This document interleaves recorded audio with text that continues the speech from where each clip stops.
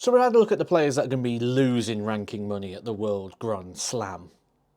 I said Grand Prix again there, didn't I? At the Grand Slam of darts. But these are players who are going to be going up the rankings at the Grand Slam or could potentially go even higher as well. The Grand Slam has a high turnover. Lots of players playing in it that wasn't in a couple of years ago. Some really do matter, some don't so much. And I don't mean that in a harsh way. I mean, they don't matter so much in the sense that they don't really play many PDC ranking events. The likes of Alex Spellman, for example. He's on a list with Toilo, Lisa Ashton, Van Velde, Beau Greaves and Stefan Belmont in the fact that they don't have tour cards right now. And because they don't have tour cards right now, what that means is the money at the end of the year will just be wiped off the rankings. So if they went and picked up, let's say, £20,000 from this event, that £20,000 will just disappear at the end of the year when they reset the tour rankings. Unless there was to reach the top 64. If you reach the top 64, that's where things change. Now, we do know the likes of Beau Greaves, for example, will be at Alexandra Palace, so they've got more opportunities in the future to put more ranking money on. We have seen people do this before. Connor Scott, last year, reached the top 64 without having a tour card, meant he kept that position. It's happened for Christoph Ratajski. Nearly happened for Wesley Plazia last year. So it has happened in the past, but unlikely that these players are going to be too affected by the rankings. There are some people here that are in the first year of their tour card, the likes of Cam Crabtree, who gets in this off the back of the development tour. He's had a great year on the PDC Pro Tour as his first year. He's reached the Players' Championship finals and the World Championship. Currently going to be around about the 75th position before darts are thrown, £19,000 away from keeping hold of his tour card, which, if he gets a couple of wins in these big events, would do so. And he's still got a year left on his card. So a great starting year for Cam Crabtree. Always felt inevitable, though, didn't it, when he's reaching the quarterfinals, the semi-finals of Pro Tours as a non-tour card holder. So it always felt likely that he was going to do well. Lucas Venig hasn't done very well. He's found himself in a bit of bother. His tour card up for grabs, but qualifying for this is a big help for him. Minimum of £5,000 will see him up to number 69 on the tour card holder race, meaning he'll be £8,000 away from keeping hold of his card. He's not in the Players' Championship finals, but he's in the Worlds. So a big opportunity there from those events where he doesn't need a lot to put himself in contention to get in an extension of his time on the tour. Karl Sedlacek is someone who's been on the tour many times before, but maybe this year is a year he could be looking at making that progression. Should be in the top 64 here after the first year. World Championship, Players' Championship finals also secure for Karl Sedlacek, and a year still to go. So everything looking good at the moment for Sedlacek. He's been putting some good performance as well in regards to his time on the European Tour as well, so I expect to see that transfer well to the stage. Someone else who's been playing well on the European Tour, he reached a final, then he won one, got in the World Grand Prix, he's flying up the rankings, he's in the top 64 in his first year of his card, is Nico Springer. He will be playing in the Grand Slam of darts as well. Currently the world number 56, will go up 3 places to world number 53. I expect to see him go even higher. He's got a very tough group with Beau Greaves, Gary Anderson and Michael van Gerwen, but he's capable, more than capable here of getting through this. I think Nico Springer, who's going to put some money on his ranking at the end of the year, he's one that by this time next year I think we're going to be talking about potentially being challenging for the world's top 32. Keep your eye on Springer. He was one of my ones to watch, and you can see why. Quality player. This time last year, we were talking about Connor Scott quite a lot. It's not quite happened for him this year, but has been playing good darts. Now, one of the stats I saw was the fact Connor Scott keeps running into players that keep putting in big averages, and it is true. It's a fact. The world number 52 now, Connor Scott, still not defending prize money yet. That will start from next year. Safe at the moment in regards to his position in the world rankings, so no concerns really for Connor Scott. This is a freebie, an opportunity maybe he didn't expect to have where he can move himself up the rankings. When you look at someone who's been playing well over the previous years, you'll look at Ricky Evans.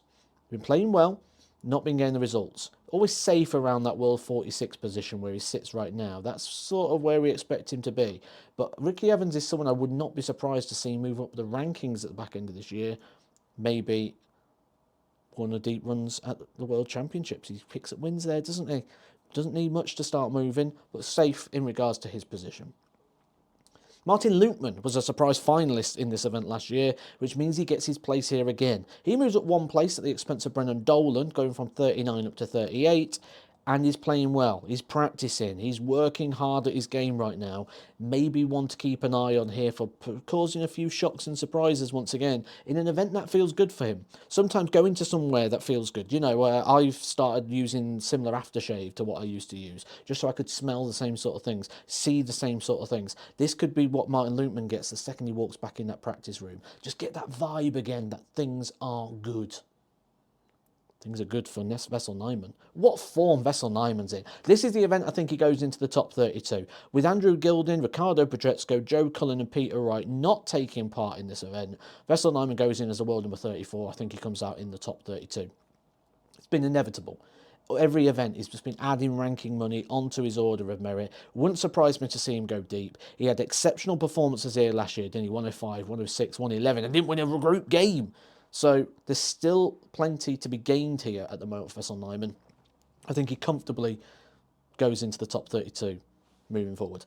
Luke Woodhouse looks safe, doesn't he? Looks safe. 25th now in the order of merit, so comfortably inside the world's top 32. Only played in this event once. That was in 2022. When you think about all the years Luke Woodhouse has been on the tour, that's quite surprising. But this Luke Woodhouse now is a much improved version. I do fancy Luke Woodhouse potentially to get out of his group here as well and add a little bit more than the minimum prize fund here, that is £5,000. Martin Schindler, the German number one, now inside the world's top 16. He's played in the Grand Slam of Darts on 5 occasions and never got out the group stage. But this, again, we talk about people being different players right now. Martin Schindler feels like a different player and feels like a player that's becoming a lot more reliable as well now in the world of darts. So Martin Schindler could potentially get out of his group here for the first time, but regardless of if he does or he doesn't, he's putting prize money on his order of merit because he wasn't in this event a couple of years ago. So a little bit of a bonus there for Martin Schindler. Bonus for Daryl Gurney. Keep pointing him out, keep saying, keep an eye on him, and his form is starting to produce results. 24th in the world now, probably go up one place. Dimitri Vandenberg above him, so he'll probably take over in that position. 2019 was the last time we saw Daryl Gurney, who has only played in the Grand Slam of Darts, get this, twice. Surprising, I know. Never failed to get out of his group stage, though. Got the second round in 2019, and he reached the quarter-final stage on debut. Surprising, though, isn't it, that Daryl Gurney's not been in the Grand Slam of Darts that often.